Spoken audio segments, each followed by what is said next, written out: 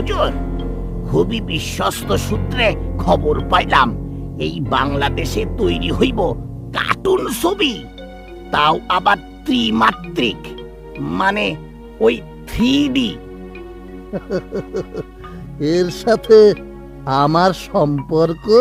হুজুর, ওই কার্টুনের হিরো হইল একটা পিঁপড়া, মানে পোকা মাকড় লইয়া বানাইব কার্টুন।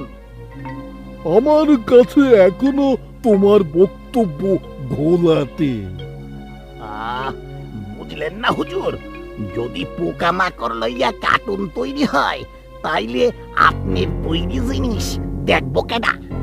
মানে আপনি যে কার্টুন গুলো বিদেশ থেকে মাইরা আনেন, কাট পিস কপি। চুপ!